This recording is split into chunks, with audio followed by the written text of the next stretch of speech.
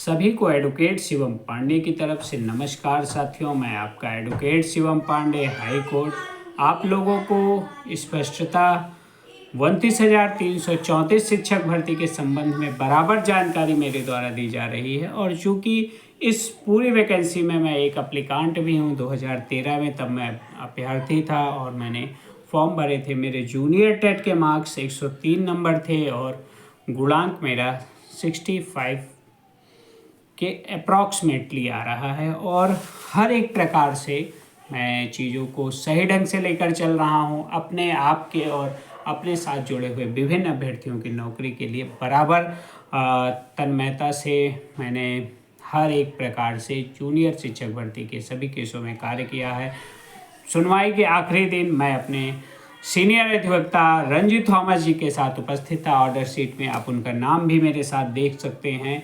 हर एक प्रकार से हर एक विधिक पहलू को लेकर मैं आगे चला और उसके बाद हमने सरकारी वकील के माध्यम से एक अच्छी पहल करवाई थी। हमारी बातों को कोर्ट ने कन्वे किया। उसके बाद सरकारी वकील ने भी कहा no further counselling, we can obtain the candidates who is ordered by you.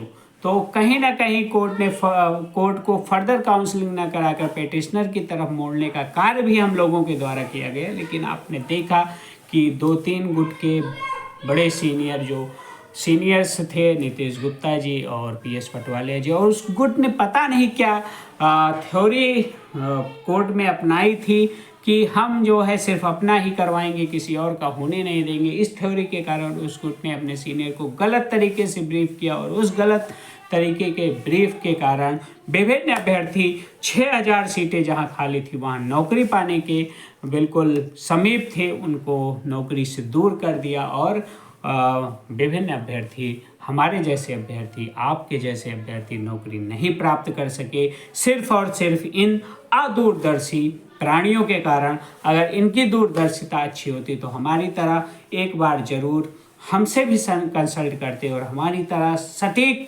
रणनीति से कोर्ट में जाते। और यह आदेश जो 31 दिसंबर 2019 का है, यह आदेश बढ़ के सभी के लिए, ऑल के लिए आता और विभिन्न अभ्यर्थियों को नौकरी प्राप्त हो जाती। क्योंकि पाठक के 5 सदस्यीय जज की टीम ने पाठक केस में कहा था कि जब तक कि आखिरी पद ना भरा जाए तब तक काउंसलिंग और भर्ती प्रक्रिया नहीं रोकी जा सकती है। इन्हीं को आधार बनाते हुए आर्टिकल 14, 16 और 21 को आधार बनाते हुए और कई विधिक ऐसे पहलू हैं जिनका आधार बनाते हुए अपनी लड़ाई तेज करने वाले हैं साथियों।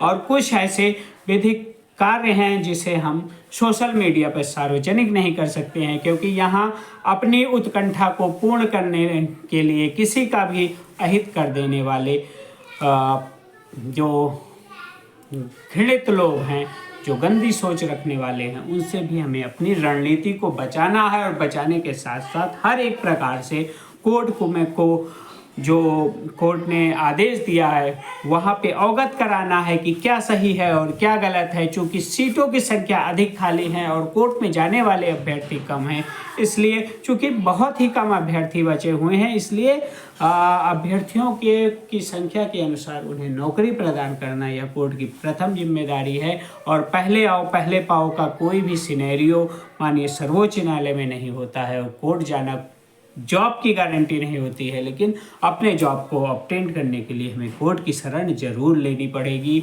हम 31 दिसंबर 2019 के बाद वालों के लिए एक बढ़िया मॉडिफिकेशन याचिका और एक रिट पिटीशन और आर्टिकल 32 के तहत हम एक याचिका दायर करेंगे। उसमें सभी बातों को कोर्ट के समक्ष रखते हुए एक बड़ा आदेश प्राप्त करने की कोशिश करेंगे। हमें अधिकतम देर नहीं लगेगी, हम अपने बड़े सीनियर के साथ यहाँ उपस्थित होंगे। और अभी सीनियर का नाम मैं आपको नहीं बता रहा हूँ, क्योंकि जिस प्रकार से हम लोगों के पास अर्थ होगा उसी प्रकार से बड़े से बड़ा सीनियर हम वहाँ पर उपस्थित कराएंगे। और अपनी क्षमता के अनुसार 150 लोगों के साथ मैंने रंजीत थॉमस जी को हर एक डेट पर उतारा और आप ऑर्डर में भी उनका नाम देख सकते हैं। लेकिन अब चूंकि लड़ाई भीषण हो गई है, कठोर लड़ाई हो गई है, तो हमारी संख्या भी बढ़ेगी। हम 250, 300, 400 के समीप आएंगे तो कपिल सिब्बल जैसे बड़े प्रशांत भूषण जी जैसे बड़े सीनियर को भी उतार सकते हैं और कोर्ट को विवश करेंगे अपने सीनियर के माध्यम से एक बड़ा निर्णय लिखाए और विभिन्न अभ्यर्थी जो माननीय सर्वोच्च न्यायालय में उपस्थित रहे हैं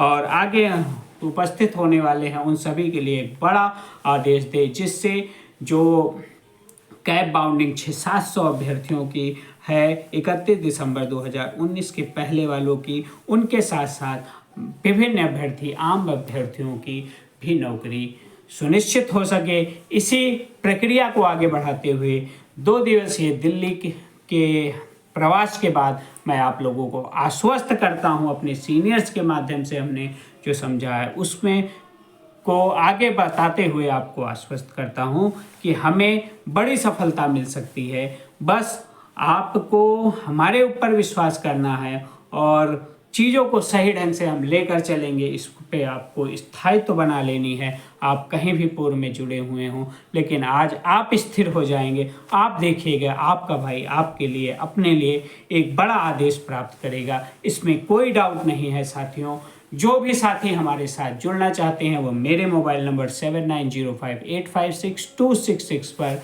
अपना डॉक्यूमेंट सेंड कर सकते हैं और हमें हर एक प्रकार से मजबूत करेंगे तो हम आपके लिए मजबूती का वह स्तंभ लेकर आएंगे। जिस नौकरी के लिए आप तरसते थे वह आपके कदमों के नीचे होगी। साथियों, जो भी साथी 31 दिसंबर 2019 के आदेश में कवर्ड हैं वे सभी माननीय सर्वोच्च न्यायालय के आदेशानुसार सचिव बेसिक शिक्षा परिषद को अपना रिप्रेजेंटेशन फॉर्म जरूर सबमिट कराएं, क्योंकि अभी कहीं भी लास्ट क्वालिटी पॉइंट का कोई भी सिनेरियो सामने नहीं आया है। जब तक last quality point of every district सामने ना आए तब तक के लिए कोई यह कहे कि हमें मिल जाएगी, हम हायर क्वालिटी पॉइंट है, तुम लोअर क्वालिटी पॉइंट हो, तुम्हें नहीं होगी, यह सिर्फ और सिर्फ मूर्खता होगी। और जो लोग भ्रामक तथ्य फैला रहे हैं सिर्फ हाई कोर्ट को मिला है, वो माननीय सर्वोच्च न्यायालय के 29/1/2025 के आदेश के 16वें पॉइंट को पढ़ लें, जिसमें साफ साफ लिखा है इस कोर्ट में आने वाले समस्त अभ्यर्थियों के लिए मेरा आदेश